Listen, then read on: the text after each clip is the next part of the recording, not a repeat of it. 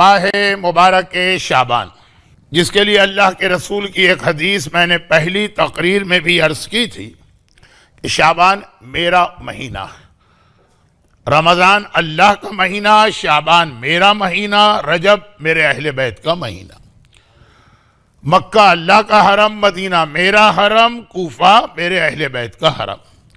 تو ماہ مبارک شعبان میں خاندان اہل بیت سے متعلق اتنی شخصیتوں کے جشن ہے، خوشحالی ہے، محفل ہے، ولادت ہے کہ سورہ رحمان کی وہ آیت کہ جس میں اگرچہ یخرج منہما کہہ کے اللؤلؤ والمرجان حسن و حسین کی ولادت کی جانب اشارہ کیا گیا، لیکن پھر یہ پوری نسل رسالت کا بیان اسی آیت کے حوالے سے ہو رہا ہے۔ گرچہ میں نے یہ محسوس کیا کہ جو میرا اپنا اصل انداز ہے وہ یہاں کے مومنین کو بھی اتنا پسند نہیں آ رہا جتنا تاریخ۔ 2 دن میں نے تاریخ پڑھی تو لوگوں کی دلچسپی جو آنکھوں سے نظر آئی وہ زیادہ لگی، لیکن پھر بھی میں چاہوں، کوئی دعویٰ نہیں کر رہا ہوں، لیکن اپنے بزرگوں کی جوتیاں سیدھی کر کے تاریخ بھی میں نے اتنی سیکھ لی کہ میں چاہوں تو پورا سال اسی موضوع پہ گفتگو کر سکتا ہوں، لیکن ممبر کا ایک اصل مقصد تو آپ کو احکام خدا بتانا ہے، حرام و حلال بتانا ہے، جو مقصد رسالت و امامت کا ہے، اور ایک بہت ہی مختصر نصیحت، گرچہ بعض لوگوں کو اچھی نہیں لگے گی لیکن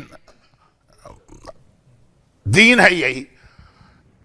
بالکل بہت پرانی بات ہے، میرا بچپنا تھا اور بہت ہی ہلکی ہلکی یاد ہے، لیکن یاد آ رہا۔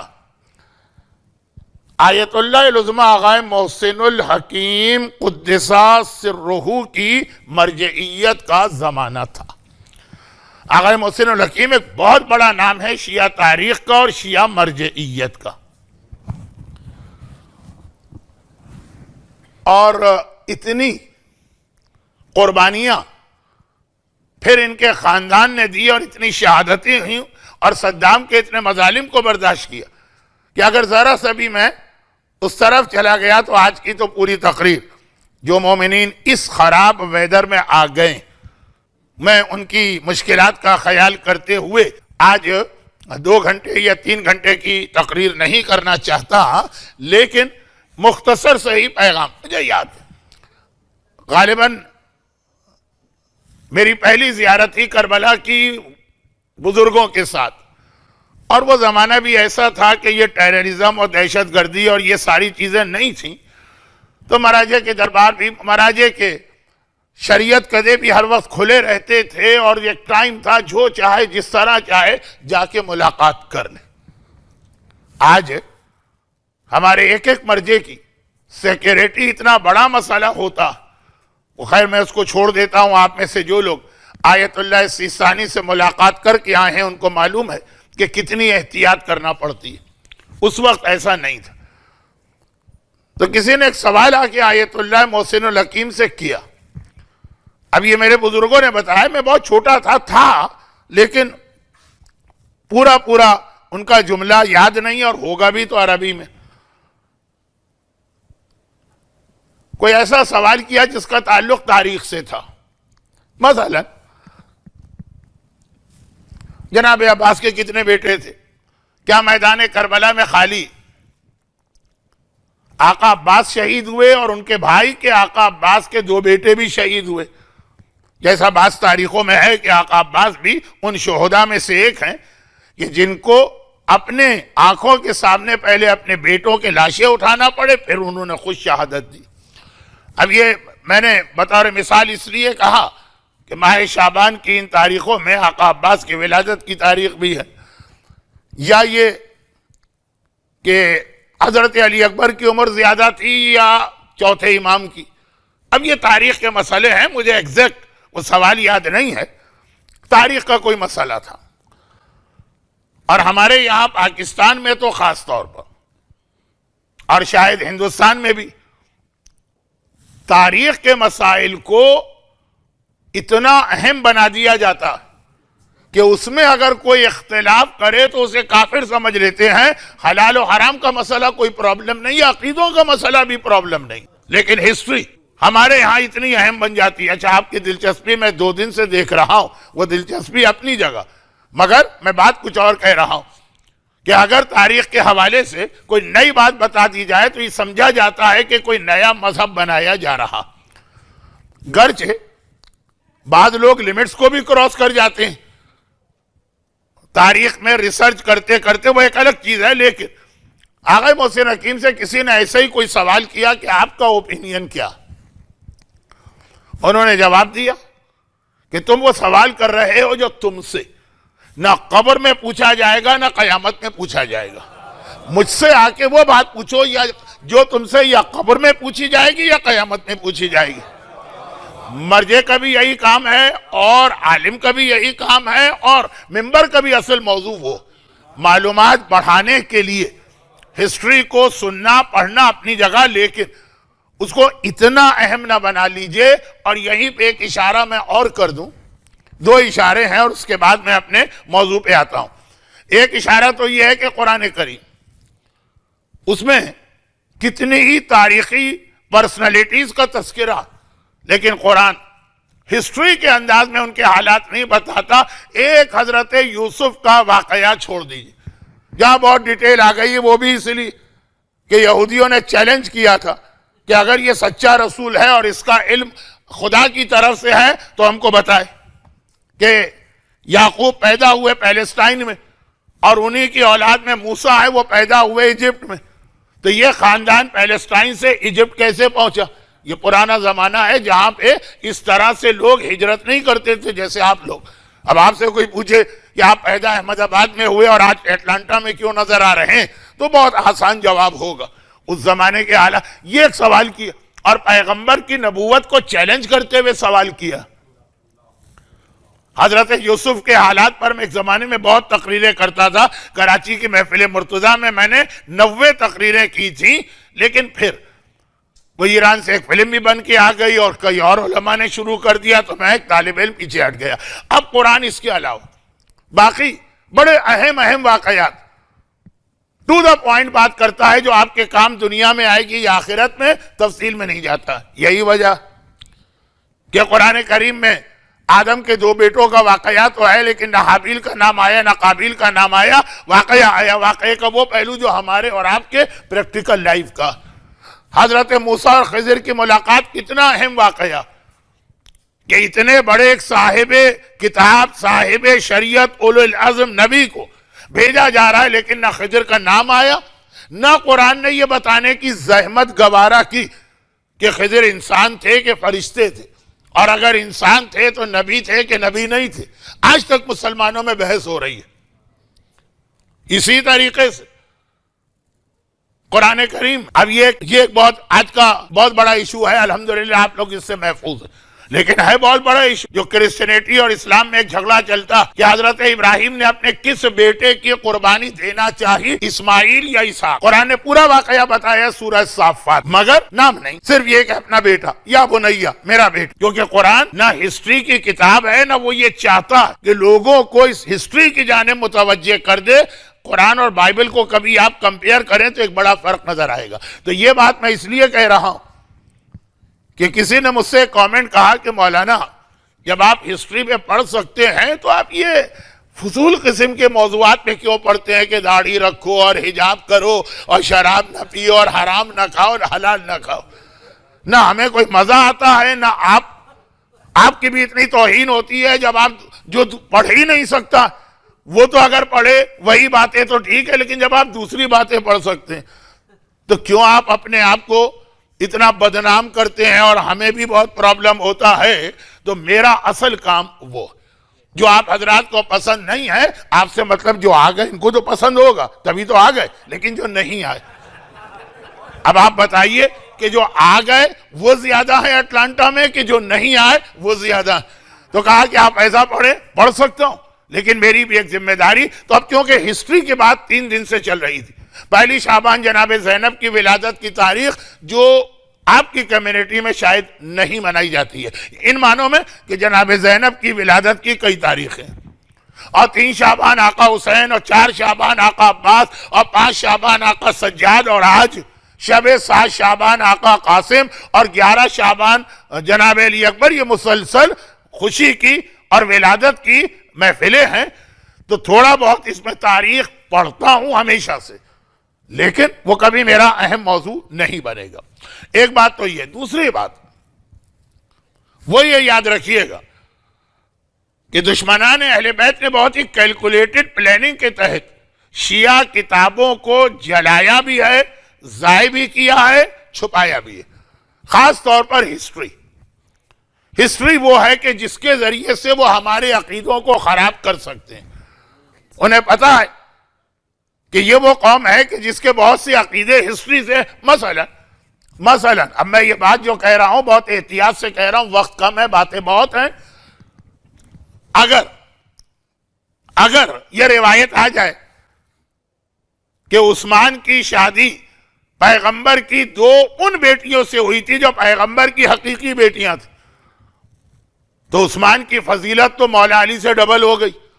علی جو ہیں وہ داماد ہیں پیغمبر کے 1 بیٹی کی وجہ سے، یہ داماد ہے 2 بیٹی کی وجہ سے. تو اب یہ رسول کی 4 بیٹیاں تھیں کہ 1 بیٹی تھی. اب ہمارا عقیدہ جو اس کے اوپر اس طرح سے ہے کہ اگر یہ ہماری کتابوں سے کوئی ثابت کرے کہ رسول خدا کی 4 حقیقی بیٹیاں تھیں اور ان میں سے 2 کی شادی عثمان سے کی گئی ہے، تو بہت سے لوگوں کے عقیدے جو ہیں وہ شیک ہو جائیں گے. اور یہ اس میں اور بہت ساری مثالیں ہیں، لیکن وقت کی کمی کی وجہ سے بھی اور ضرورت نہیں. تو ہسٹری کو بہت زیادہ چھپایا گیا، مٹایا گیا، کتابیں جلائی گئیں. خواجہ نصیر الدین طوسی کتنے عظیم عالم، وَقَلْبُهُمْ بَاسِدٌ ذِرَاعِهِ، آج بھی ان کی قبر پہ قرآن کی آیت لکھی ہے جو 7ویں امام کے سرحانے دفن ہے. البتہ وہ لیڈیز والے حصے میں ان کی قبر ہے، اور جو اصحاب کہف کی آیت ہے کہ قرآن کہتا ان کا کتا غار کے دروازے پر اپنے پیر پھیلائے لیٹا تھا کہ یہ آیت لکھنا میری قبر پر، میں اس در کا کتا ہوں. وہ خواجہ نصیر الدین طوسی 14 سال کی محنت کے بعد کتاب لکھی اور خلیفہ نے کس طرح پانی میں ڈال دی دریا میں. تو اب یہ ایک نہیں، تو اب یہ کتابیں واقعا ہماری بہت زیادہ ڈسٹروائے کی گئی ہیں، ہمارے ہاتھ میں نہیں آئیں. تو بہت سارے مسئلے ہسٹری کے ایسے کہ جس میں بہت زیادہ اختلافات ہیں. آپ ایک عالم سے کچھ سنیں گے، دوسرے عالم سے کچھ سنیں گے. ضمناً یہ بات میں بتا دوں کہ ہسٹری سے بھی زیادہ اہم جو چیز، اب آپ کہیں گے 2 دن تو مولانا ٹھیک پڑے، آج کہاں چلے گئے، تو ہسٹری سے بھی زیادہ جو اہم چیز حلال و حرام، واجبات، جس کا جواب آپ کو قبر میں دینا، جس کا جواب آپ کو قیامت میں دینا.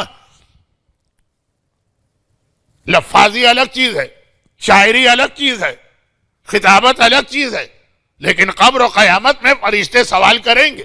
بھئی شاعری میں تو ہم فرشتوں کو ڈانٹ کے بھگا دیتے، اس کو اپنی قبر میں آنے کی اجازت بھی نہیں دیتے. آ بھی جائے تو اس طرح سے اس کو گھور کے دیکھتے کہ بیچارہ ڈر کے مارے چلا جاتا. مگر کیا ہوگا ایسا؟ کیا قبر کے اندر وہ فرشتے آ کے ہم سے اس لیے سوال و جواب نہیں کرے گا کہ یہ اپنے آپ کو علی والا کہتا؟ بھئی ہم اپنے آپ کو علی والا کہیں، یہ تو ہمیشہ سے ہوتا آیا ہے کہ چھوٹے اپنے آپ کو بڑے سے ملاتے ہیں. علی کہہ دیں یہ میرا والا ہے نا، تب کمال ہے، اور وہ اصل ہماری وہ اصل کامیابی ہے.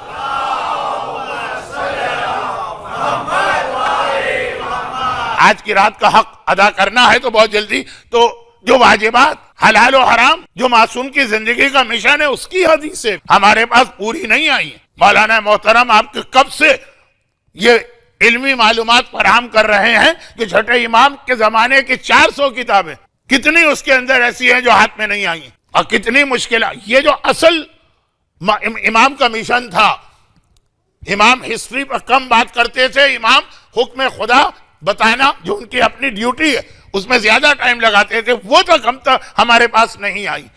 وہاں بھی وہی بات ہے، ظالموں کا ظلم. ابن ابی عمیر کے بارے میں ایک مشہور جملہ، گھر کے آغا سیستانی بھی اس نظریے کو نہیں مانتے ہیں، اور ان سے پہلے آغا خوئی بھی اس کو نہیں مانتے تھے، لیکن امام خمینی مانتے، اور بہت سارے مراجع مانتے کہ مراسیلہ کا مسانید ہے. آج کچھ میں بیٹھ گیا نا، ایسا لگ رہا کہ ابن ابی عمیر کی مرسل روایت بھی مسند کی طرح. ایک وہ روایت ہوتی ہے جس میں سارے راویوں کے نام ہوتے ہیں. ایک سوال ہوتا ہے کہ آپ یہ کہہ رہے ہیں چھٹے امام نے یہ فرمایا, آپ نے اپنے کان سے سنا؟ آپ تھے ان کے زمانے؟ کیسے آپ تک یہ بات پہنچی؟ تو بتانا پڑتا کہ میں نے اپنے استاد سے یا فلاں عالم سے سنا, اس نے فلاں سے سنا, اس نے امام سے سنا. سارے نام ہونے چاہیے. اگر اس کے اندر کوئی ایک نام مسنگ ہے تو حدیث جو ہے وہ اتنی معتبر نہیں رہتی. مثلا ایک آدمی نے کہا کہ میں نے فلاں عالم سے یہ حدیث حاصل کی, اور یہ آدمی تو پیدا بھی نہیں ہوا تھا, ان عالم کے زمانے میں پیدا بھی نہیں ہوا تھا, تو دیٹ مینس کہ بیچ کے اندر کوئی اور آدمی ہے, اس نے اس سے سنا, اس نے ان سے سنا. اب جب تک کہ وہ بیچ والے کا نام نہیں آئے گا حدیث بہت اتھینٹک نہیں مانی جائے گی, اس کا نام ہو جائے گا یہ حدیث مرسل. مگر ایک راوی ہیں ابن ابی عمیر جن کی کئی حدیثوں کے اندر مسنگ ہیں راویوں کے نام, اور اکثر علماء نے کہا پھر بھی لے لیں گے. کیوں؟ کیونکہ یہ امام کی حدیثیں لکھا کرتے تھے.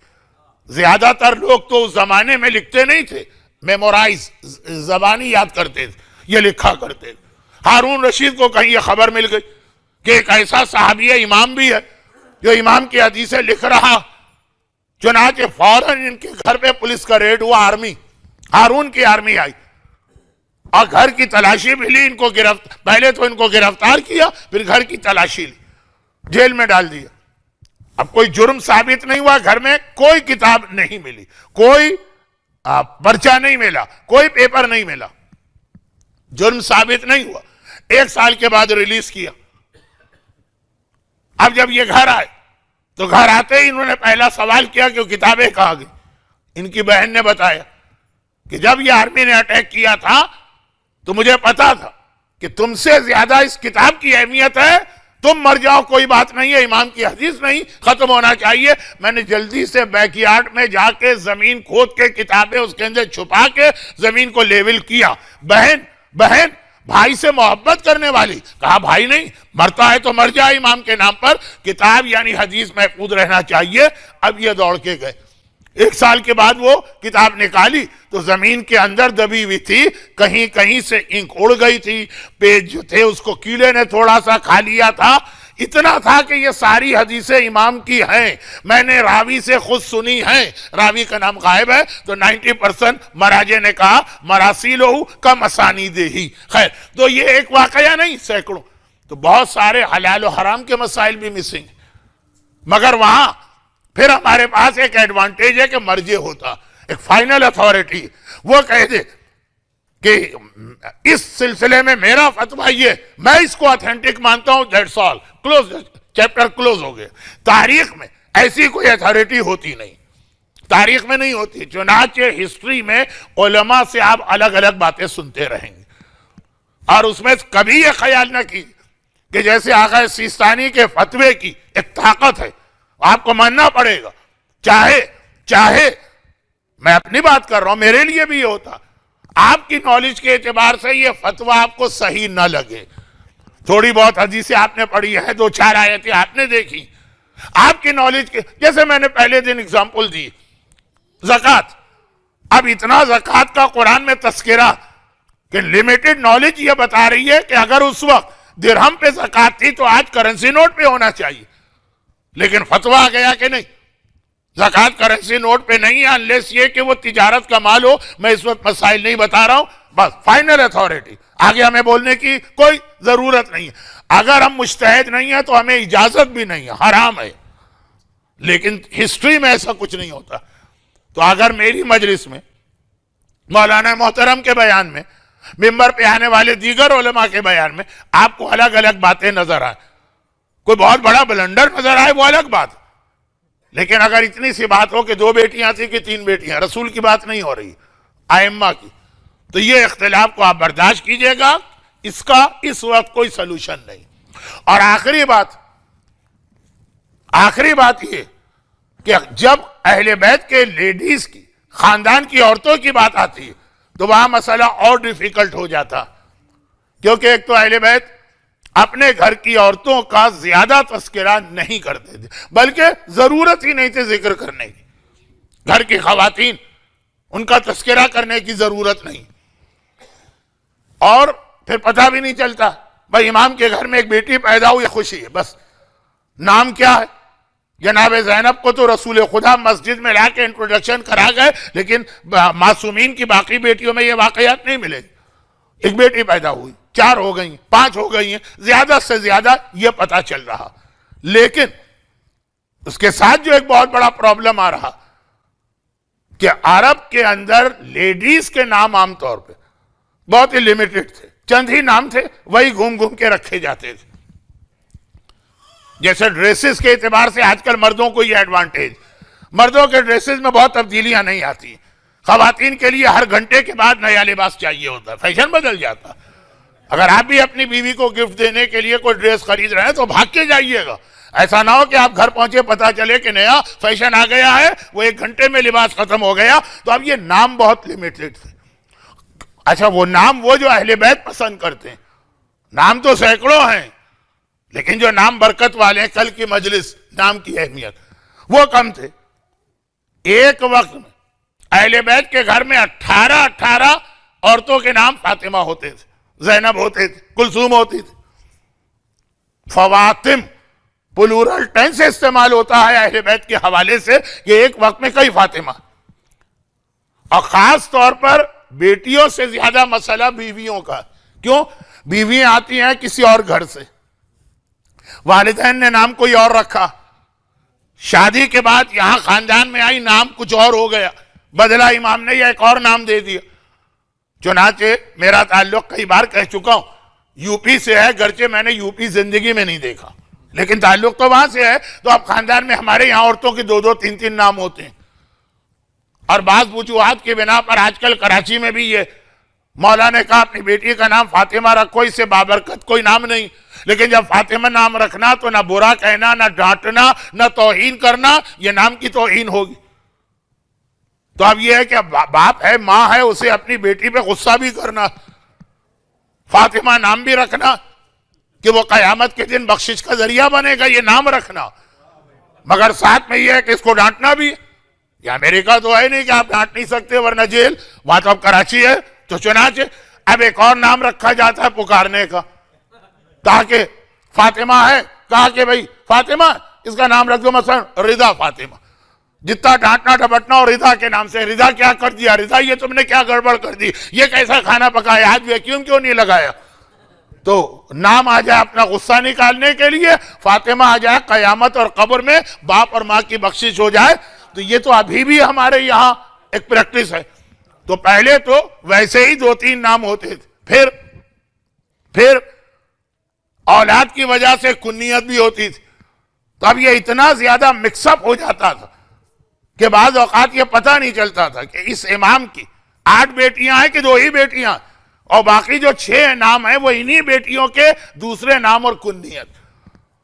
چنانچہ اس میں علماء کا اختلاف اپنی جگہ رہے۔ اب مسئلہ میں آ رہا ہوں اپنے موضوع پر۔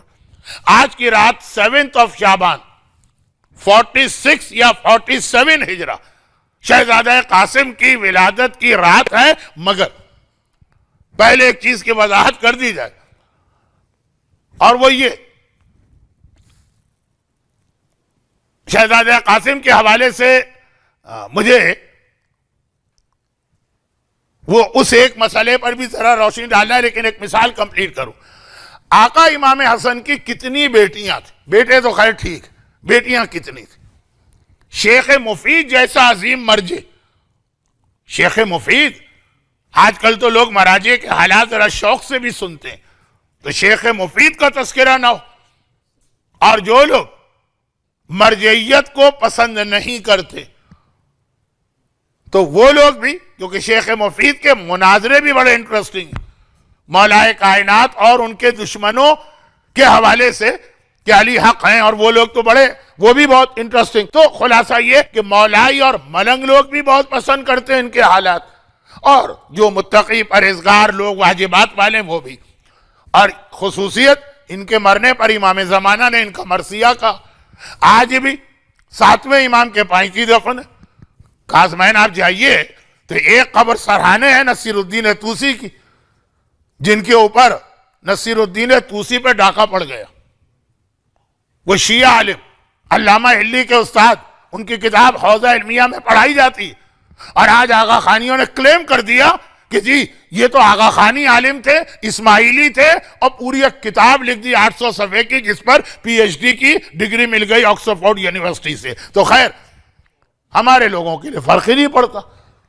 آغا خانی ہمارے اتنے بڑے عالم کو لے کے چلے گئے، کتنے بڑے عالم، ان کا لقب ہے محقق، اور کہا گیا کہ پوری شیعہ تاریخ میں شیعت کو جتنا انہوں نے پھیلایا اور تبلیغ کی، کسی اور عالم نے آج تک نہیں کی، اور آج انہوں نے کلیم کیا۔ یہ وہ اس وقت کی پرسنالٹی ہے کہ ہم ویسٹ میں بھی اگر احترام کسی عالم کا ہے، نصیر الدین طوسی کا، آبزرویٹری بنائی تھی، چاند و ستاروں کے نقشے بنائے تھے، خیر میں ذرا سا بہک گیا، وہ سرانے شیخ مفید پائی تھی۔ یہ اتنا عظیم عالم جس کے بعد سید رضی پڑھے، مجھے یاد ہے میں نے 3 سال پہلے پہلا اشرا پڑھا تھا، سید رضی سید مرتضیٰ کے کچھ حالات آ گئے تھے۔ سید رضی کا نام اس لیے لیا کہ نہج البلاغہ انہوں نے کمپائل کی، وہ انہی کے شاگرد، اتنا بڑا عالم۔ وہ لکھتے ہیں ارشاد میں کہ امام حسن کی 6 بیٹیاں تھیں۔ وہ ہسٹری مرجع کا کام جو ہے اصل وہ حلال و حرام و واجبات، تو 6 بیٹیوں کی روایت بھی آئی، اور یہ قول بھی آپ دیکھیں گے کہ معتبر روایت سے ثابت ہے، یعنی تحقیق کے بعد، کہ امام حسن کی صرف 1 بیٹی تھی، اور وہ جناب قاسم کی سگی بہن تھی ام فروہ۔ امام حسن کو 1 بیٹی ملی صرف ام فروہ سے، بیٹے تو مختلف بیویوں سے ملے۔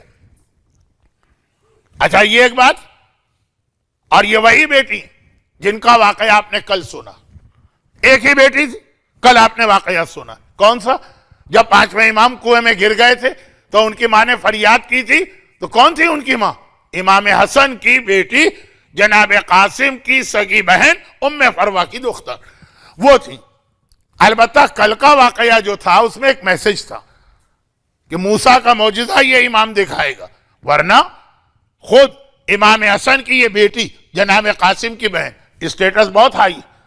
یہ بھی تو واقعہ ہے نا کہ یہ ایک دیوار کے پاس بیٹھی تھی اور ایک دم تیز ہوا چلی، دیوار گرنے لگی، انہوں نے دیوار کو صرف ہاتھ سے اشارہ کیا کہ ٹھہر جا، میں یہاں سے اٹھ کے جاتی ہوں۔ جب تک کہ وہ اٹھ کے نہیں گئی، وہ ٹیڑھی دیوار، گرتی ہوئی دیوار وہیں پہ رکی رہی۔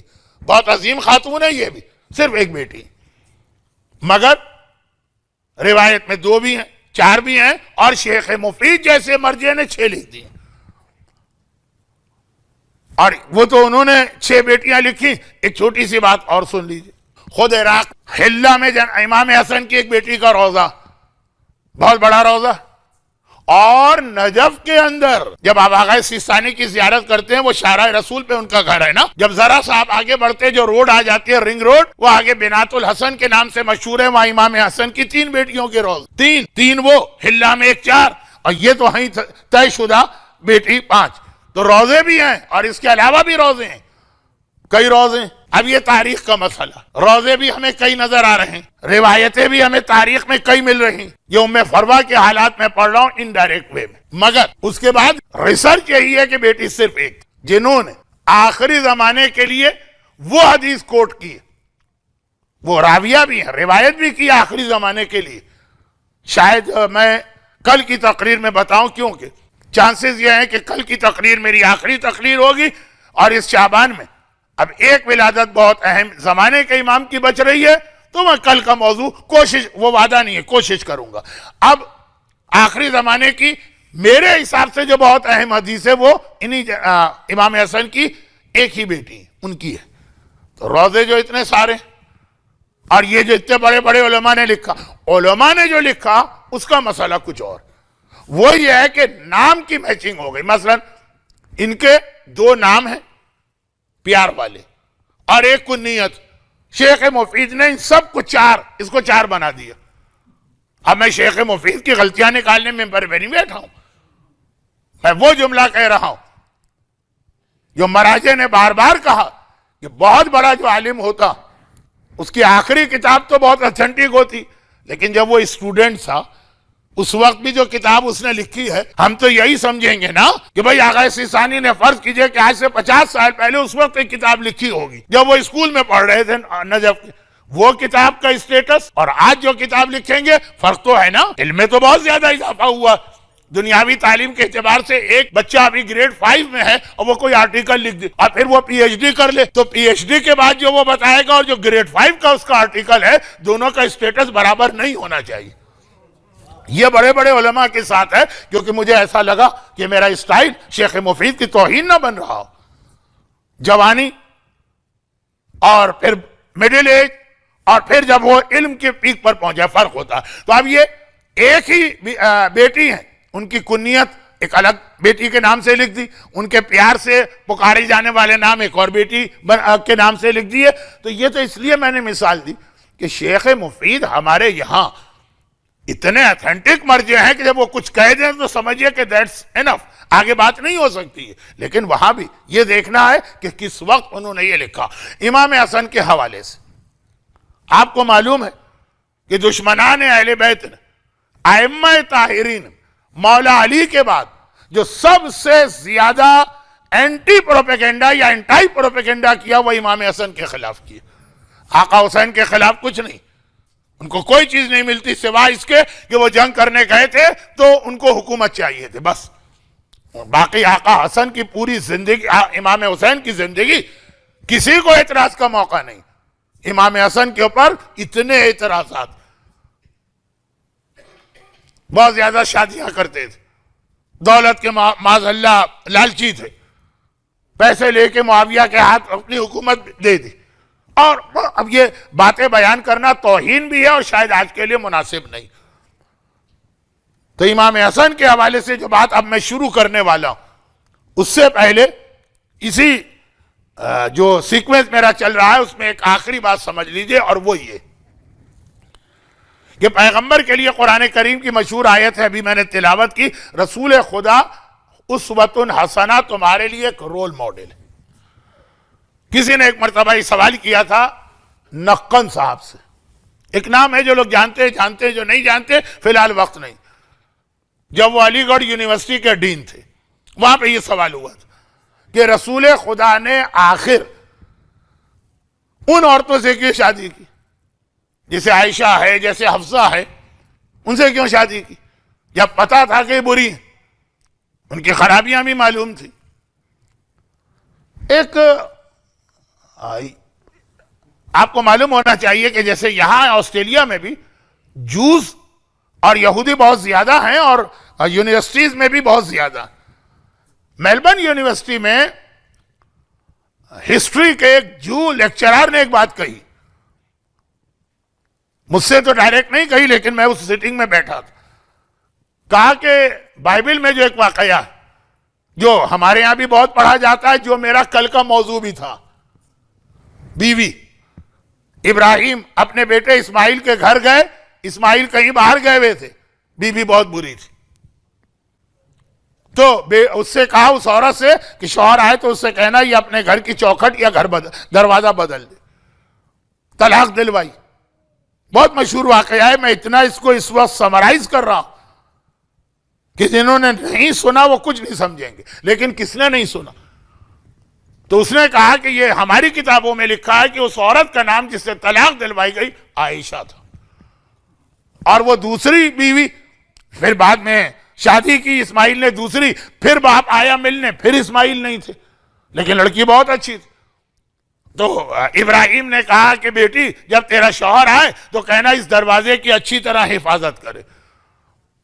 تو اسماعیل جب آئے تو بیوی نے کہا کہ ایک ایسا بوڑھا آدمی آیا تھا، عجیب جملہ کہہ گیا، کہا میرے بابا تھے تمہاری تعریف کر کے گئے، کہا ہماری کتابوں میں اس کا نام فاطمہ۔ یہ دونوں نام عائشہ اور فاطمہ اسماعیل کی دو بیویوں کے نام۔ اب میں تو اتنی ریسرچ اور اسٹڈی نہیں کر سکتا دنیا بھر کی کتابوں کی، مولانا محترم تو بہرحال مسلسل اس ریسرچ میں لگے رہتے ہیں، شاید اس کا کوئی ریفرنس بھی مل جائے، لیکن کیوں کی شادی؟ تو جواب یہ تھا، یہ خالی نقل صاحب کا جواب نہیں ہے، اور بھی علماء کا، پیغمبر رول ماڈل ہے، پیغمبر کو یہ بھی دکھانا ہے کہ اچھی بیوی ہو تو کیسے زندگی گزاری جاتی ہے اور بری بیوی ہو تو کیسے زندگی گزاری جاتی ہے۔ سب اچھی ہی بیویاں پیغمبر کی ہوں تو آپ کہیں گے کہ یا رسول اللہ آپ کو کوئی میری وائف جیسی کوئی عورت نہیں ملی، آپ تو آرام سے کہہ دیتے ہیں کہ واجبات پہ عمل کرو اور حرام سے بچو اور حرام نہ کھاؤ. ایسی بیوی ملتی جیسی میری بیوی ہے تو ہم دیکھ لیتے کہ آپ کیسے صبر کرتے اور اس کی باتیں پوری نہیں کرتے. یہ ہم کہہ دیتے کہ ان کو کیا معلوم, یہ ان کا تو مسئلہ ہی نہیں ہے. ہو سکتا ہے ذرا سا الفاظ بہت ہی فلٹرڈ اور ریفائنڈ ہوتے لیکن پیغام یہ ہوتا. جیسے آج کل بہت سے لوگ مراجع کے بارے میں کہہ دیتے, ارے انہیں کیا پتا, وہ نجف کے کوٹری میں بیٹھے ہیں, انہیں کیا معلوم کہ دنیا میں کیا ہو رہا ہے, انسان چاند پہ پہنچ گیا, وہ اب تک کنویں کے مینڈک بن کے رمضان کے چاند کا فیصلہ نہیں کر پا رہے. یہ کہہ دیتے ہیں لوگ کھلا کھلا. تو یہ ایسا ہی رسول کے بارے میں کہہ دیتے. تو پیغمبر نے بتایا کہ میری زندگی میں یہ پیغام بھی ہے کہ اچھی بیوی ہو تو کیسے زندگی گزارو خدیجہ کے ساتھ, اور بری بیوی ہو تو کیسے صبر کر کے زندگی گزارو ان دو عورتوں کے ساتھ. دونوں نمونے ہمارے پاس ہیں. ضرب اللہ مثلا للذین کفروا امرأۃ نوح, اللہ مثال دے رہا ہے نوح کی بیوی کی. قرآن کہہ رہا ہے کہ بری مثالیں بھی ہونی چاہیے تاکہ اسے اختیار کرو. اور اب خدیجہ طاہرہ کی سب سے بڑی خصوصیت, یعنی پیغمبر کی طرف سے خدیجہ طاہرہ کا سب سے بڑا تذکرہ, آج جو میں نے دوسری آیت تلاوت کی, آج میں 3 آیتیں تلاوت کی. مرج البحرین تذکرہ کر دیا کہ گرچہ حسنین کے لیے ہے لیکن پوری ذریت رسول. لقد کان لکم فی رسول اللہ اسوۃ حسنہ, تیسری آیت. قرآن کہہ رہا ہے کہ ہم نے شادی کا نظام کیوں بنایا ہی کیوں؟ اللہ قادر مطلق اس بات پہ قدرت رکھتا ہے کہ شادی ہو ہی نہ اور ایک ہی آدمی سے اولاد پیدا ہو جائے. اب آج کل جب میڈیکل سائنس اتنا ترقی کر گئی ہے تو یہ پاسبل بھی ہے. کوئی بیوی کی ضرورت نہیں ہے, عورت بھی بغیر شوہر کے اور مرد بھی بغیر بیوی کے نسل آگے بڑھا سکتا. تو اللہ نے یہ نیچرل سسٹم کیوں نہیں بنایا؟ قرآن نے وجہ بتائی, ایک وجہ, وَمِنْ آیَاتِهِ أَنْ خَلَقَ لَكُم مِّنْ أَنفُسِكُمْ أَزْوَاجًا, اللہ نے تمہاری بیویاں بنائی کیوں؟ لِتَسْكُنُوا إِلَيْهَا, تاکہ تمہیں سکون ملے. سکون, پیس آف مائنڈ. میڈیکل سائنس کتنی ہی ترقی کر کے کتنی ہی آپ کو آرٹیفیشل اولادیں دے سکون نہیں ملے گا. ورنہ ڈپریشن, ورنہ ٹینشن, ورنہ اتنے پرابلم امریکہ میں بھی نہیں ہوتے. ترقی تو بہت زیادہ, فیسیلیٹیز تو بہت زیادہ, سوسائڈ ریٹ بھی اتنا ہی زیادہ. تو خیر اب میں کہیں اور نہ چلے جاؤں. تو سوسائڈ, یہ ٹینشن, ڈپریشن کا بیوی, اللہ نے اس کے لیے بیوی بنائی. لوگ چلے جاتے ہیں شراب کی طرف کہ سکون ملتا ہے, اور لوگ چلے جاتے ہیں سلیپنگ پل کی جانب کہ سکون ملتا ہے, یا کون سا ٹرینکولائزر کی طرف چلے جاتے ہیں. سکون اچھی بیوی میں. خدیجہ طاہرہ کے لیے ایک جملہ تاریخ میں ہے کہ نہیں کہ پیغمبر کی یہ بیویاں عائشہ وغیرہ جو ہر وقت پیغمبر کو پریشان کرتی, فرماتی ہے کبھی کبھار پیغمبر اتنے غصے میں آ جاتے تھے, یہ لفظ اچھا نہیں ہے, جلال, کہ ہم لوگ گھبرا جاتے تھے. پیغمبر کے سامنے ٹھہرنے کی بھی ہمت نہیں ہے, جانے کی بھی ہمت نہیں. ہمارے پاس ایک فارمولہ, خدیجہ کا نام لے لو, پیغمبر لفظ صحیح نہیں ہے لیکن ٹائم نہیں, موڈ ایک دم چینج ہو جاتا. اتنا ہنسنے مسکرانے لگتا ہی نہیں ہے کہ ابھی آدھا منٹ پہلے پیغمبر جلال میں نام خدیجہ, اور کہتے تھے خدیجہ ایسے وقت میں میرا ساتھ دیا جب دنیا میرے خلاف تھی. یعنی خدیجہ پیغمبر کے دل کو اتنا سکون پہنچاتی کہ عام عورتیں تو اگر اچھی بیوی ہوتی نہیں ہیں, خدیجہ پیغمبر کے سکون, اتنا سکون کہ مرنے کے 10 سال کے بعد بھی نام خدیجہ سکون, یہ پیغمبر. اچھا اب ائمہ طاہرین میں اگر آپ دیکھیں تو ایک ہمیں 9 امام کی زندگی ملتی ہے بہت صحیح معنوں میں. آقا حسن کی زندگی اپنے نانا کی زندگی سے یہاں بالکل میچ کر جاتی. بہت مشہور جملہ شاہ عبدالعزیز کا شہادت کے حوالے سے کہ شہادت کی 2 قسمیں, ایک حسن کے ذریعے سے پیغمبر کو ملی, ایک حسین کے ذریعے سے. وہ بھی بہت مشہور حدیث کہ حسن آدھی باڈی میں رسول کے مشابہ تھے اور حسین باقی آدھی باڈی میں. سیرت میں بھی اگر آپ آ کے دیکھیں حسن مجتبیٰ کی شادیاں ہوئیں اور اچھی بیویاں بھی ملی ام فروہ جیسے, اور بری بیویاں بھی ملی وہ جودہ اور خولا نہیں, ایک اور نام, 2 نام, بلکہ بعض علماء نے تو خالی زن ثقیفیہ لکھ دیا. خیر میں تفصیل میں نہیں جا رہا. امام حسن کی زندگی میں اچھی بیوی اور بری بیوی، دونوں مثالیں ہمارے سامنے۔ امام حسن شادی کے قابل ہو۔ اب پہلی جو شادی، رسول خدا کی بھی پہلی شادی اچھی بیوی، جو قرآن ہمیں اور آپ کو میسج دے رہا، جب سلیکشن کرو اسپاؤس کا تو بہت احتیاط کے ساتھ، یہ بات کل آ چکی ہے۔ پہلی بیوی امام حسن کو بھی کم سے کم 2 بیویاں تو بڑی خراب ملی، مگر پہلی بیوی ام فروہ، اور جو ہمارے نویں امام کے لیے پھر آتا، ان کی تو خالی 2 شادیاں ہوئی تھی۔ پہلی بیوی جو 10ویں امام کی ماں تھی، پرفیکٹ، پھر وہ دوسری بیوی جس نے زہر دلوایا۔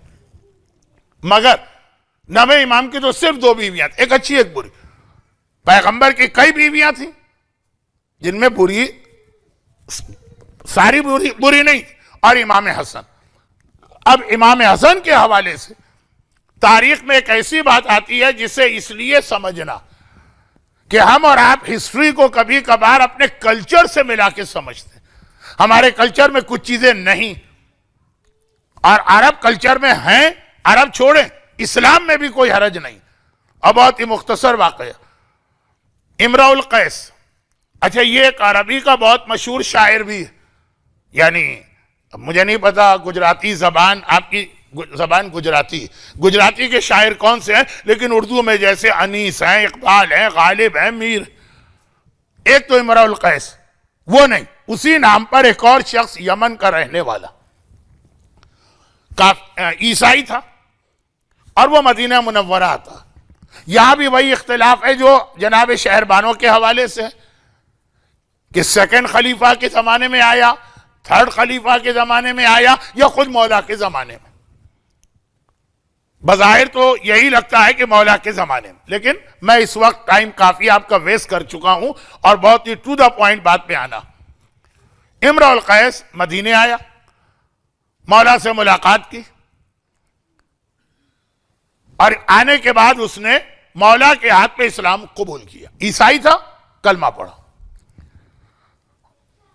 اس کے بعد کہنے لگا کہ یا امیر المومنین، اب میں اپنے پورے قبیلے سے کٹ گیا، پورا قبیلہ عیسائی ہے، میں نے اسلام قبول کر لیا، اب میرا قبیلے سے کوئی تعلق نہیں رہا۔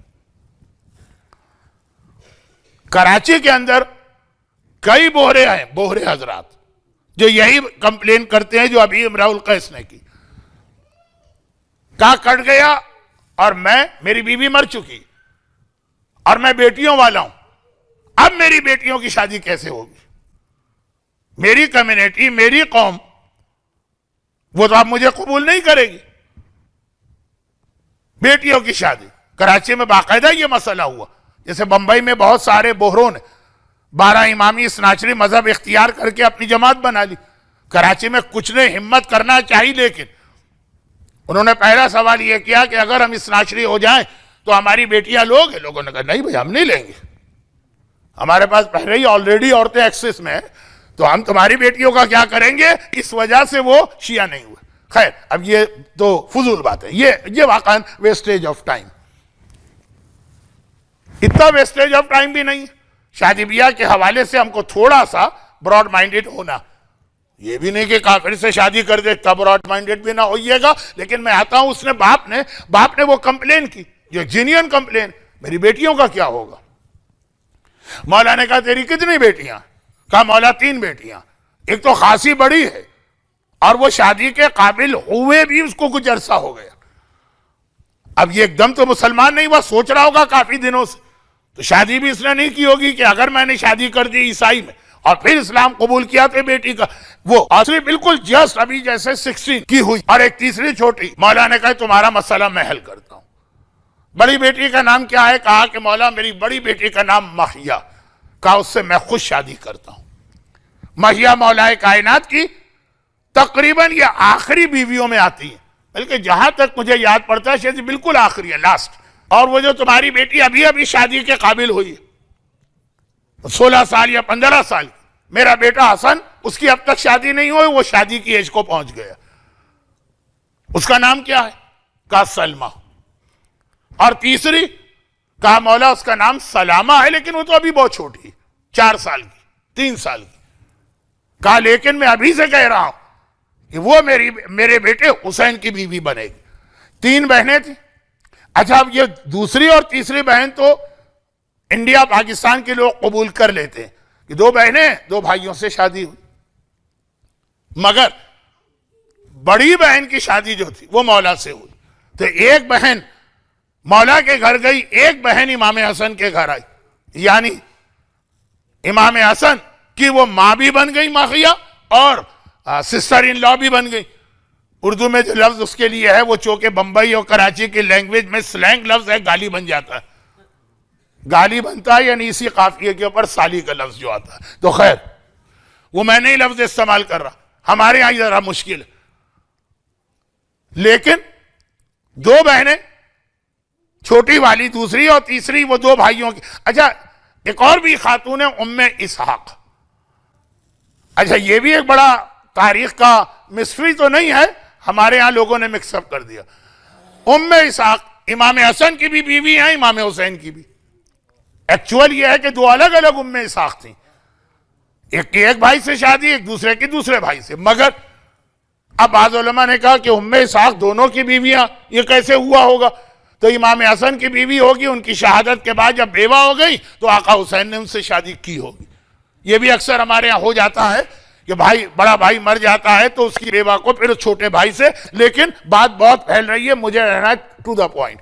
ماخیہ مولا کائنات کی بیوی بنی کیونکہ ان کی ایج خاصی زیادہ تھی، یعنی تینوں بہنوں میں 8 9 سال کا ایج ڈیفرنس تھا.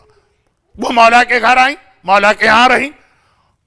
دوسری بیچ والی سلمہ نام، بعض روایتوں میں رملہ، امام حسن سے شادی ہوئی، ان کی کنیت ہو گئی ام فروہ. گرچہ عام کتابوں میں لکھا ہے کہ وہ ام ولد تھی اور آقا حسن نے بحیثیت کنیز خریدا تھا. کل میں بتا چکا ہوں کہ اہل بیت اطہار کی ماؤں میں سے جس کے لیے لفظ آیا کنیز ہے وہ غلط ہے، جھوٹ روایت ہے یا سمجھا نہیں گیا واقعے کو. یہ کل بات ہو گئی. لیکن تیسری جو تھی جس کا نام سلامہ تھا، جب آقا حسین سے شادی ہوئی تو ان کو کہا گیا ام رباب، اور شارٹ کر کے ہم لوگ رباب کہتے ہیں. تو ام فروہ اور ام رباب دونوں سگی بہنیں، امرؤ القیس کی بیٹیاں، اور ایک آقا حسن کے گھر میں آئیں، ایک آقا حسین کے گھر میں آئیں. اور یہ دونوں کربلا کے واقعے کے وقت کربلا میں موجود تھیں. اچھا اب یہاں پہ پھر میں واضح کر دوں کہ ام فروہ کی شادی بعض روایتوں میں ہے کہ 36 ہجرہ میں ہوئی. مولا کی شہادت ہے 41 مولا کی زندگی میں. قاسم پیدا ہوئے 46 ہجرہ میں، 10 سال بعد. بیچ میں دوسری اولادیں ہوتی رہیں، خاص طور پر ام فروہ کے گھر جو بیٹی ہوئی. اور بہت اہم ہے یہ بیٹی کئی وجوہات سے، جن میں ایک وجہ یہ بھی ہے کہ جب چوتھے امام کی شادی کا موقع آیا تو اب کون سی لڑکی چوتھے امام کی بیوی بنے؟ آقا حسن نے ام فروہ کی بیٹی کا ہی انتخاب کیا. اور پھر رباب اس وقت بہت چھوٹی تھی. رباب کی شادی ہوئی ہے تقریباً 52 ہجرہ میں، یعنی جناب قاسم آقا حسین ان کے چچا اور رباب ان کی سگی خالہ. بعض علماء نے ہندوستان کے اس رشتہ داری کا انکار بھی کیا ہے، لیکن جیسا کہ میں نے کہا جو تحقیق ہوئی ہے وہ یہی. دوسرے الفاظ میں جناب قاسم و جناب سکینہ یا جناب قاسم و جناب علی اصغر یہ سگے چچا کے بھی بیٹے تھے اور سگے خالہ زاد بھائی بہن بھی تھے. امام حسن کی اس کے بعد 9 یا 10 شادیاں ہوئیں. ان میں سے 2 عورتیں ایسی تھی جو دشمن اہل بیت. اب وہی جو پیغمبر اسلام کے گھر میں 2 بہت ہی لیڈر ٹائپ کی عورتیں آ گئی، تو امام حسن کے گھر میں 2 ایسی عورتیں. ایک وہ تھی کہ جس کی دشمنی اس وقت ظاہر ہوئی، وہ ویسے بظاہر شادی کے وقت بالکل ٹھیک ٹھاک تھی اور کئی سال رہی بھی امام حسن کے ساتھ. اسلام میں حلال چیزوں میں سب سے بدتر چیز کہا گیا ہے طلاق، لیکن کبھی ضرورت وہ ایگزامپل بھی یہاں پہ ہے. عجب رسول خدا کے یہاں طلاق ہو نہیں سکتی، گھر کے وہاں بھی کچھ روایتوں میں ہے، لیکن بہرحال کیونکہ رسول کی بیوی تو پھر کسی اور سے شادی کر ہی نہیں سکتی۔ امام حسن کے یہاں میں 2 طلاقیں ملتی، 1 طلاق۔ یہ جو جن کا بعض کتابوں میں نام بھی نہیں، تو یہی ان کے بارے میں جملہ ہے کہ یہ ٹھیک ٹھاک رہ رہی تھی گھر میں۔ جس دن مولا کی شہادت ہوئی 21 رمضان، اب ایک آدھ دن تک تو میت اٹھی اور گھر میں صفے عزا بچھائی گئی۔ پھر جب امام حسن اپنے گھر میں آئے، باپ کے برابر ہی ہوگا، لیکن جب میت ہوئی تو بیٹا ایک دن باپ کے گھر میں تھا، اگلے دن یہ خاتون امام حسن کی بیوی بہت ہی مسکراتے ہوئے امام حسن کے پاس آتی ہے اور کہتی ہے کہ آپ کو مبارک ہو، آپ کو خلافت مل گئی، حکومت مل گئی۔ مولا کے بعد تو امام حسن کی بیعت ہوئی، آپ مسلمانوں کے حاکم بن گئے۔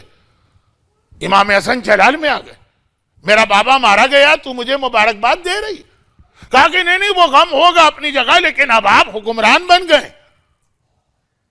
حکومت کے لیے تو بیٹے اپنے باپ کو مار دیتے ہیں۔ آپ تو انڈیا کے ہیں، عالمگیر اور شاہجہاں کا واقعہ تو آپ کو ہم سے زیادہ پتا۔ تو اب یہ کہ اس نے مبارکباد دی کہ آپ بن گئے بادشاہ، میں بن گئی ملکہ۔ امام حسن نے اسی وقت اسے طلاق دے دی کہ تیرا جملہ یہ بتا رہا کہ تو میرے بابا سے اور اہل بیت سے نفرت کرتی ہے یا ناپسند کرتی ہے، ایسی عورت کی میرے گھر میں ضرورت نہیں، نکل جائے۔ اور جو دوسری بدترین عورت، اب عورتیں اچھی عورتیں بری، اچھی عورت کا ذکر ابھی مکمل ہونے والا ہے، یہ بیچ میں آگے جودہ، جسے جو شاید کے لفظ کو یاد رکھیے گا، شاید شروع میں اتنی بری نہ ہو، معاویہ نے جو الٹی پٹی اس کو پڑھا دی تھی کہ حسن کو زہر دے کے شہید کرو، میں اپنے بیٹے کی شادی تجھ سے کر دوں گا۔ ہماری خواتین کے لیے بھی پیغام ہے کہ سلینگ لفظ ہے، بہت ہی سلینگ، چڑھانے والے بہت ہوتے ہیں، گھر توڑوانے والے بہت ہوتے ہیں، ہر ایک کی باتوں میں نہیں آنا ہے، لیکن بہرحال موضوع بہت پھیل جائے گا، آج کی حد تک اتنا ہی رکھتا ہوں۔ شاید یہ لفظ شاید کو ابھی سمجھاتا ہوں، اس سے پہلے شاید اتنی بری نہ ہو، لیکن جب اس کو یہ لالچ دی گئی تو یزید کون؟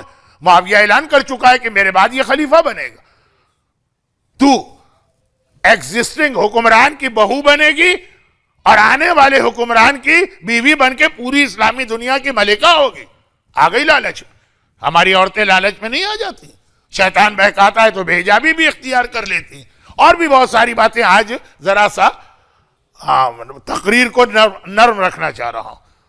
جودہ اس اب یہ الگ بات ہے کہ دونوں عورتوں کے بارے میں ایسا ہی جملہ نویں امام کی دوسری بیوی کے لیے، اور شوہر کو زہر دیا تو بعد میں وہ پاگل ہو گئی، اس کے لیے بھی ہے۔ لیکن جب جودہ نے اپنا مشن پورا کر کے معاویہ کو یاد دلایا کہ بھائی شادی، کہا میں پاگل ہوں؟ جس نے حسن جیسے صاحب فضیلت شوہر کو زہر دے دیا، تو اگر میرا بیٹے سے بہتر کوئی رشتہ آ گیا تو وہ اس کو بھی زہر دے دے گی۔ میں اپنے بیٹے کی زندگی خطرے میں نہیں ڈالنا چاہتا ہوں۔ خسرت دنیا والآخرہ، دنیا بھی گئی، آخرت بھی۔ اور یہ قرآن شیطان کے بارے میں کہتا، اس قال للانسان اکفر، انسان سے کہتا ہے کافر ہو جا، کافر ہو جا، بہت مزے ملیں گے۔ اور جب فلما کفر، جب کافر ہوتا وہ یہ کہہ کے بھاگتا ہے انا بری منک انی اخاف اللہ رب العالمین، ارے میں تو خود اللہ سے ڈرتا ہوں، میں تیری کیا مدد کروں گا۔ یہ جو شیطان کے بہکاوے میں داڑیاں شیب ہوتی ہیں، عورتوں کی چادریں اتر جاتی ہیں، رزق حرام کی جانب ہم جاتے ہیں، لیکن نہیں، میں غلط موضوع پہ آج چلا گیا، آج مجھے نہیں جانا تھا، واپس آتا ہوں۔ مگر وہاں بھی دیکھیے ساری چیزیں ہماری پریکٹیکل لائف، بہکانے والے، گمراہ کرنے والے ایسے لوگ ہیں، اتنے آپ کے دوست بن کے آئیں گے کہ آپ اپنی عقل بن کر کے رکھ دیں گے، اس کی باتوں میں آ جائیں گے۔ اب جودھا کا واقعہ یہ تو مشہور ہے، اتنا مشہور ہے کہ میرا دل ہی چاہتا کہ میں چھوڑ دوں، کیونکہ لوگ بیچ میں لقمہ دے رہے تھے۔ لقمے کا مطلب ہے واقعہ معلوم ہے، جب واقعہ معلوم ہے تو 1 گھنٹہ ہو گیا، پورا 1 گھنٹہ مجھے ممبر سے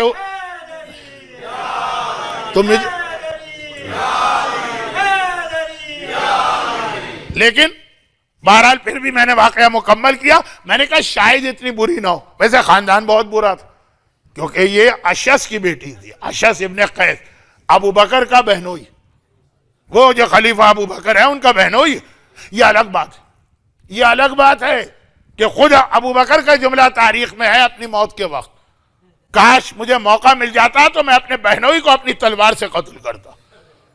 ایسا اس نے پورے اپنے خاندان میں تفرقہ ڈالا ہوا تھا.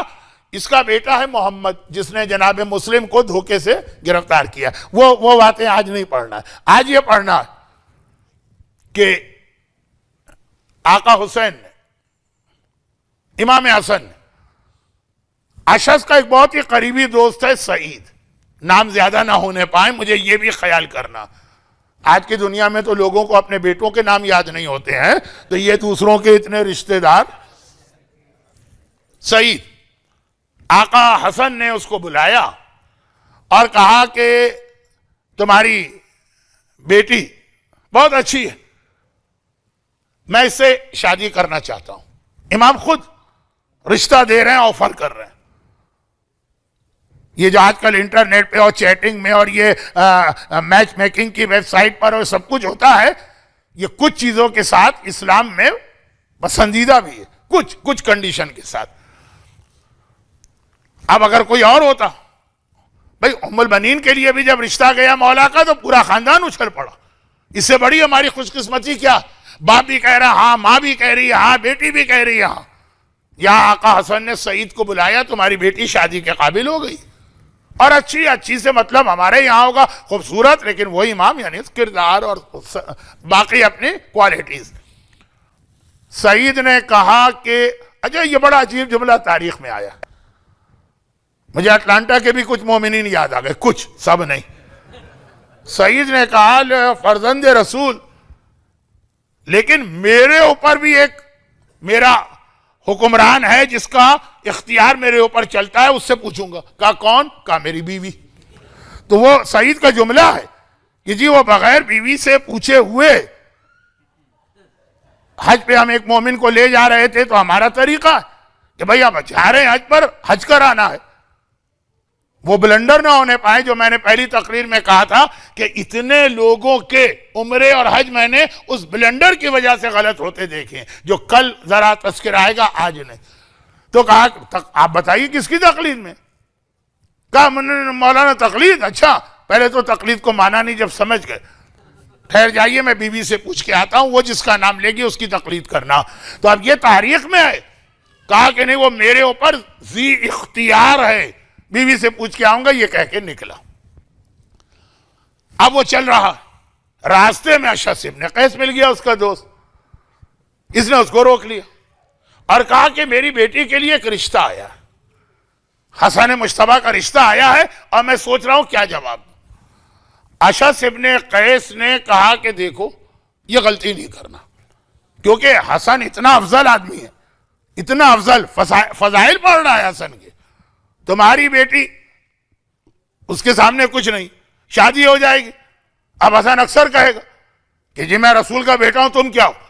اپنی بڑائیاں بیان کریں گے اور وہ حق بڑائی بھی ہوگی، وہ صحیح بڑائی بھی ہوگی، فضیلتیں بتائیں گے. تمہاری بیٹی بیچاری ہر وقت ڈپریشن میں رہے گی. تو ایسے گھر میں رشتہ نہیں کرنا.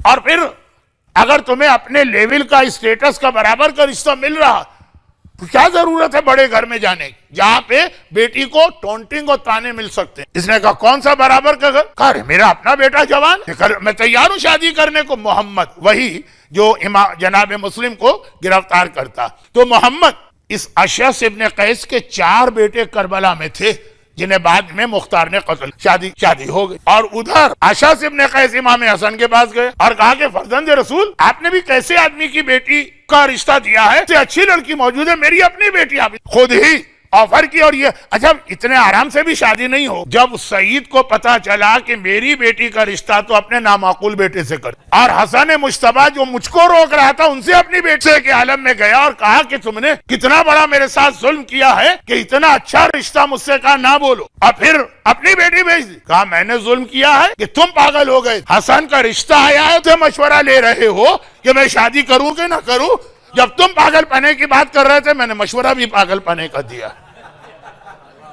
اب یہ تاریخ کے بڑے انٹرسٹنگ واقعات ہیں، یہ سب امام حسن کے گھر میں ہو.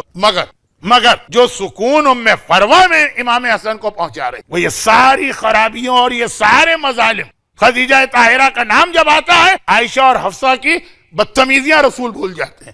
وہ ام فروہ اگر امام حسن کے گھر میں نہ ہو تو شاید زہر سے کلیجہ کٹنے سے پہلے ہی آقا حسن اس قسم کی بیویوں کی وجہ سے شہید ہو چکے ہوتے.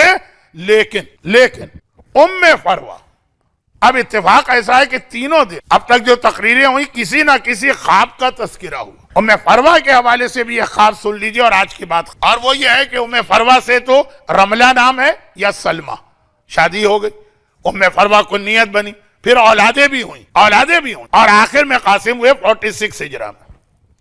یہ ام فروہ کی آخر. اب دو واقعات تاریخ میں ملتے. ایران سے جناب قاسم کے حالات میں ایک بہت اچھی کتاب چھپی ہے، اس میں دو واقعات. پہلا یہ شعبان میں ولادت ہوئی، رمضان شوال ذیقعد 3 4 5 مہینے گزرے، 5 6 مہینے کا قاسم ماں کی گود میں. اور ایک مرتبہ شہزادی زینب نے دیکھا کہ ام فروہ انتہائی پریشان ہے. ایک ایسا دن آیا، ایک مرتبہ پوچھا فروہ آج تم بہت پریشان نظر آ رہی ہو، کیونکہ 46 اور 47 ہجرہ میں کوئی ایسا اہل بیت کے گھرانے میں انسیڈنٹ نہیں ہوا تھا، بہت پریشان نظر آ رہی ہے. کہا شہزادی ام ایمن کا خواب آیا تھا کہ بہت پریشان تھی. کل جناب شہر بانوں کے خواب کا تذکرہ ہوا، ام البنین کے خواب کا تذکرہ ہوا. آج یہ خواب نہیں ہے، اس کے بعد خواب آنے والا. ام فروہ بہت پریشان کہ ام فروہ آج بہت پریشان نظر آ رہی ہو، پورا دن ہو گیا، شام ہو رہی. کہا شہزادی میں اس لیے پریشان کہ بظاہر میرا قاسم ٹھیک ٹھاک بھی لگ رہا، لیکن اس نے صبح سے دودھ نہیں پیا. میں نے بہت کوشش کی دودھ پلانے کے، لیکن یہ دودھ نہیں پی رہا. اور اب میری سمجھ میں نہیں آ رہا کہ اس کی وجہ کیا. آقا حسن زندہ تھے، مگر زینب کبریٰ ہر سوال کا جواب حسین سے لیتی تھی. کہا چلو میں بھیا سے پوچھ کے بتاتی ہوں. اور گئے آقا حسین کے پاس دونوں. زینب نے کہا بھیا یہ کیا قاسم کی طبیعت خراب ہے، بچہ دودھ کیوں نہیں لے رہا پورا دن. یہ روایت جو میں نے کتاب میں دیکھی، جناب قاسم آقا حسین کی آنکھوں میں آنسو آ گئے اور کہا زینب میں تفصیل نہیں بتا سکتا، صرف ایک جملہ سن لو. آج عاشورے کا دن ہے اور یہ قاسم عاشورے کے دن کبھی دودھ نہیں پیے گا.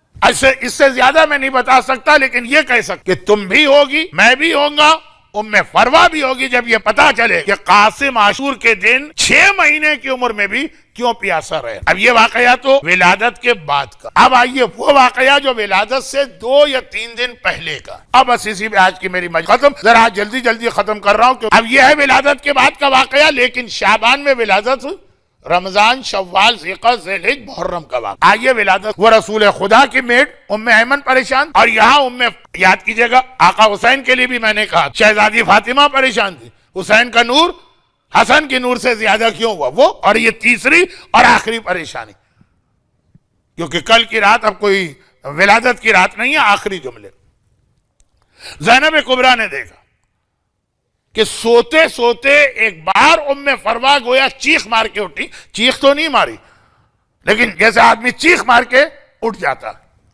کوئی برا خواب دیکھے، کوئی پریشان خواب دیکھے.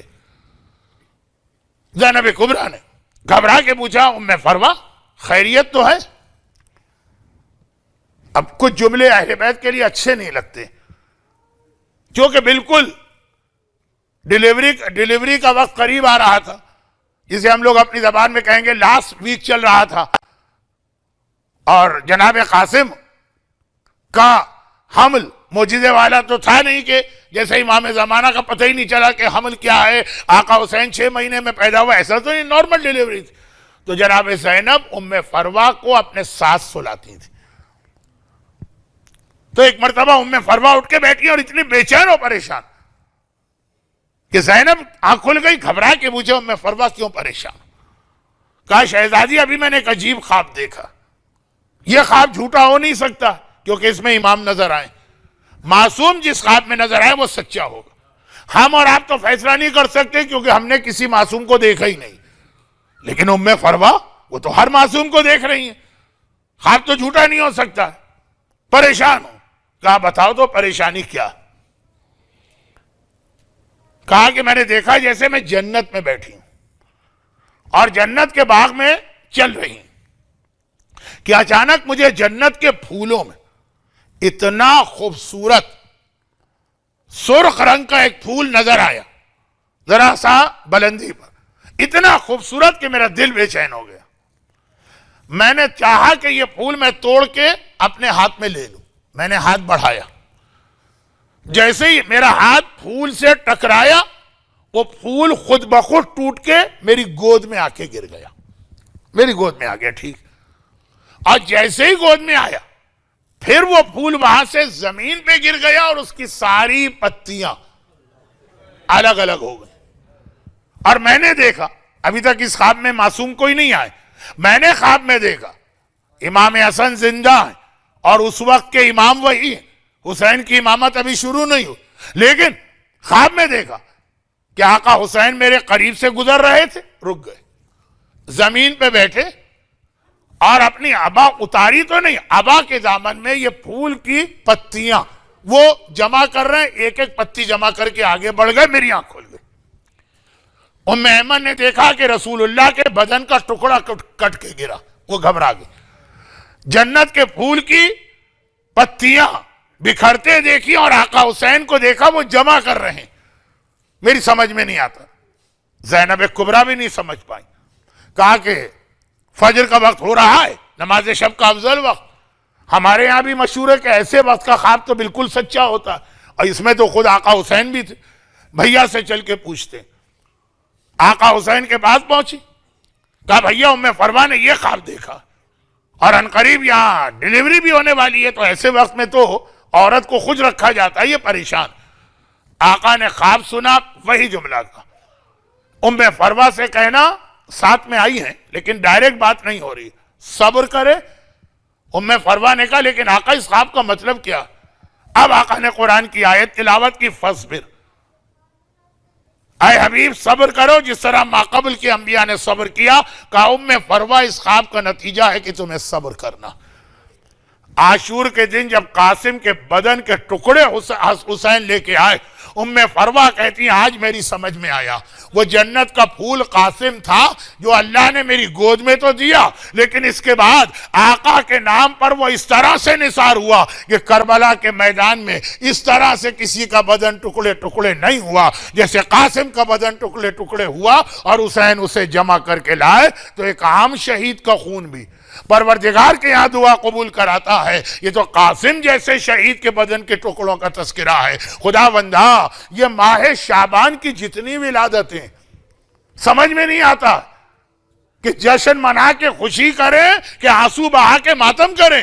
زینب پیدا ہوئی پہلی شعبان، رسول روئے، حسین پیدا ہوا 3 شعبان، فاطمہ اور رسول روئے، چوتھی شعبان عباس پیدا ہوئے، اور ایک بار آقا کا وہ جملہ ہاتھ کٹیں گے اور آخری زیارت، سجاد پیدا ہوئے غم، اور آج قاسم دنیا میں آیا اور ماں نے خواب دیکھا میرے بیٹے قاسم کے بدن کے ٹکڑے ٹکڑے، البتہ آقا نے بتایا نہیں۔ خدا بندہ تجھے حسن کے اس گل بدن قاسم کے بدن کے ٹکڑوں کا واسطہ، تجھے حسین کے اس امتحان کا واسطہ، جو مومنین اور مومنات آج کی مجلس میں ہیں ان کی ساری حاجتیں پوری فرما، ان کو، ان کی اولادوں کو، ان کے گھروں کو، ان کے گھر والوں کو دنیا آخرت کی ہر پریشانی سے محفوظ فرما، مرحومین کے درجات بلند فرما، بیماروں کو شفاء کاملہ عطا فرما، پریشانیوں میں جو گرفتار ہیں ان کی پریشانی دور فرما۔